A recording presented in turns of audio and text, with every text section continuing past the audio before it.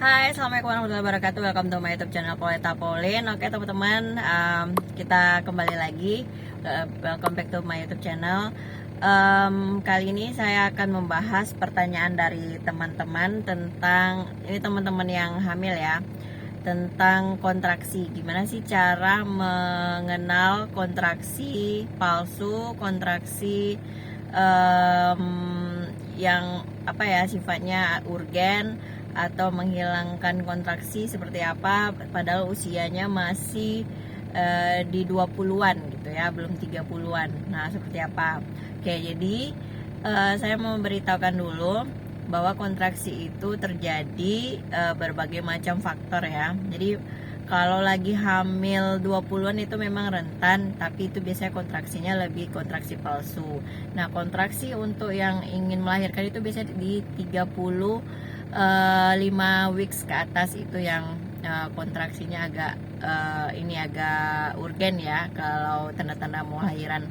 Tapi itu berlaku pada bayi tunggal, kehamilan tunggal. Nah, saya karena kehamilan kembar, kontraksi-kontraksi seperti itu sudah saya rasakan di 30 weeks ke atas. Nah, jadi kita mengenal dulu ya, yang namanya kontraksi palsu itu dia kontraksinya hanya beberapa detik saat saja.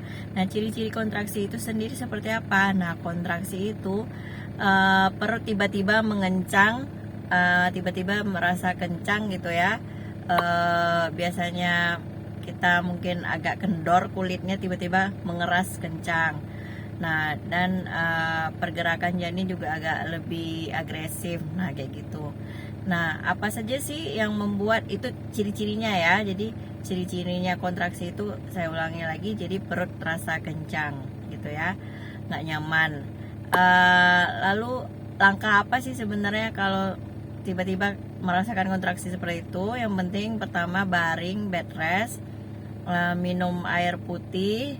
Usahakan rileks, pikiran tenang, tidak panik, karena terus terang untuk kontraksi itu bisa dari faktor ibunya sendiri. Misalnya lagi stres, itu kan memicu kontraksi, karena yang namanya stres, banyak pikiran, itu akan membuat oksigen ke otak itu lebih terhambat ya. Oke, jadi itu harus dikelola stresnya. Oke, nah apalagi sih mencegah untuk kontraksi supaya nggak sering-sering kontraksi? Ubah posisi baring, waktu bed rest atau waktu baring itu bisa menghadap kiri atau menghadap kanan. Nah, kalau misalnya kontraksinya juga belum reda-reda, mungkin sebaiknya kalian coba, misal kalau bisa ke klinik Objin, bisa ke klinik Objin atau WA WhatsApp suster atau dokternya. Nah, karena saya kehamilan kembar, kontraksi di atas 30 itu lebih cepat, lebih agresif. Nah, faktor selain tadi stres, kalau saya yang kedua itu adalah faktor darah kental yang saya hadapi. Kan saya menggunakan suntik pengencer darah ya. Jadi seperti saya bilang, kalau orang dengan hamil dengan penderita APS, SLE atau autoimun, maka darahnya itu cenderung cepat mengental. Ditambah lagi kehamilan kembar gitu. Kehamilan tunggal juga bisa, tapi kehamilan kembar karena dia kembar, pasokan darah yang dibutuhkan sangat banyak, jadi tapi darahnya cepat mengental. Nah, seiring janin makin membesar, maka kan pernah saya bilang darah akan semakin kental.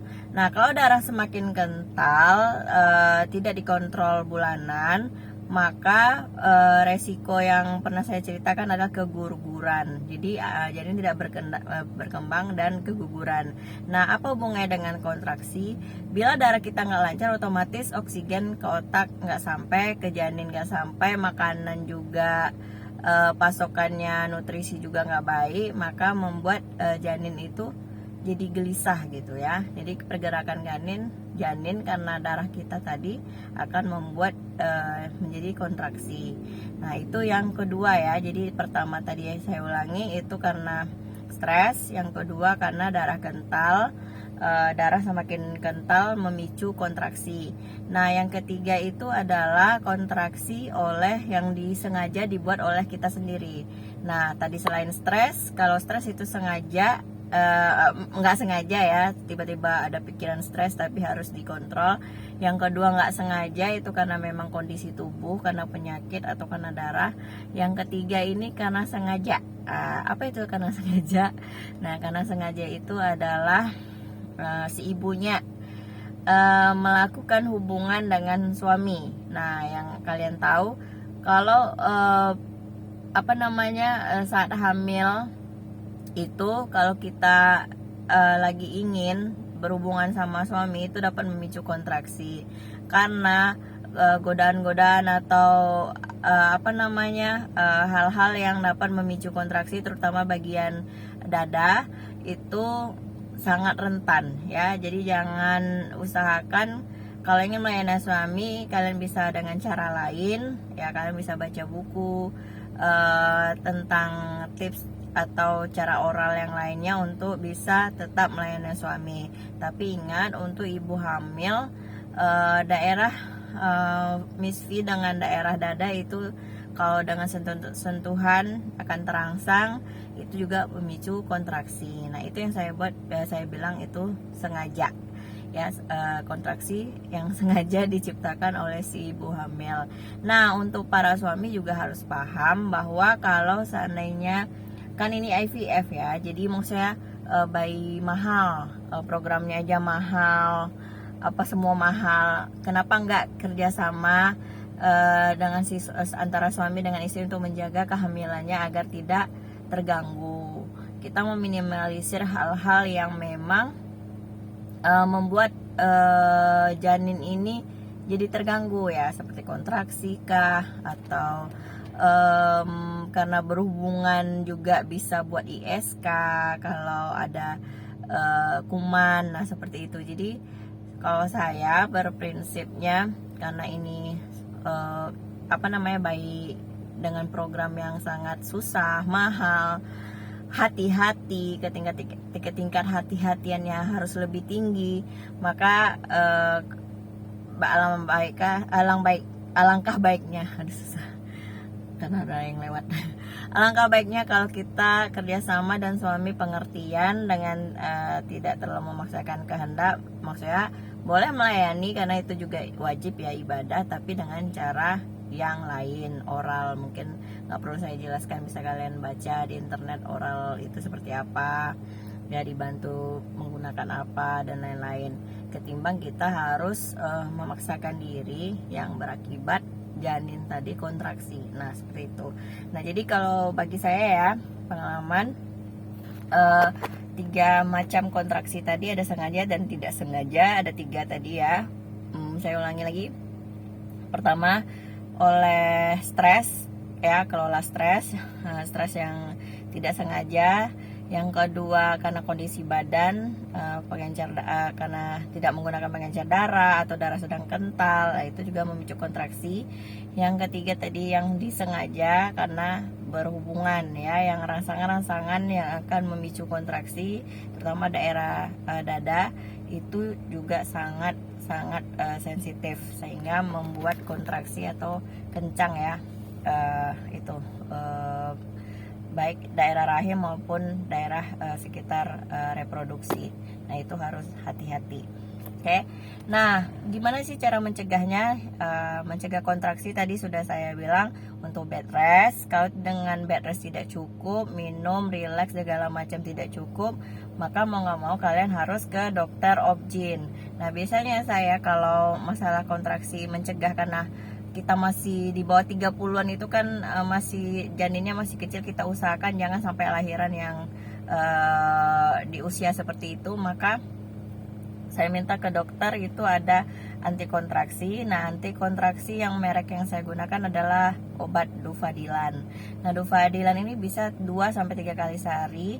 Itu tetap ada dari resep dokter. Juga dulu saya pernah dikasih merek lain, saya lupa. Tapi yang saya ingat itu Dufadilan. Nah, kalian bisa cek di Google. Itu digunakan untuk pasien-pasien yang mencegah untuk anti kontraksi gitu. Jadi walaupun kita minum obat anti kontraksi, tetap yang namanya darah dikontrol, kayak penggunaan pengencer darah. Kalau saya kan sekali sebulan periksanya di dimernya, usahakan di dimer itu di posisinya yang konstan, misalnya di trimester 1 0 sampai sekian ya, di dimer yang normal. T2 3 itu ada di kalau kalian ngeceknya di Prodia itu ada itu batas kehamilan itu bagusnya sekian angka di dimer, karena semakin di dimer tinggi itu memicu kontraksi. Nah, kalau dengan Dufadilan alhamdulillah saya kontraksi yang kuat kayak gitu mudah mereda.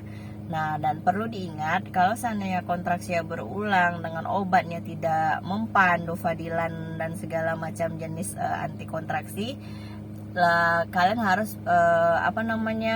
aware dengan warning ya. Kalau misalnya kalian sering ngeflag atau keputihan kontraksi, lalu ada beberapa kali keputihan, itu harus segera ditanggapi dengan mendatangi objin masing-masing, karena itu juga rentan dengan ciri-ciri kelahiran. Nah, seperti itu. Nah, jadi itulah tips yang saya berikan tentang macam-macam kontraksi dan cara mengatasinya. Mudah-mudahan ini bermanfaat dan kalian bisa bergabung dengan YouTube saya, dengan grup IVF atau grup Bumil dan Busui. Di situ saya tetap memantau, tetap memberikan tips-tips saya.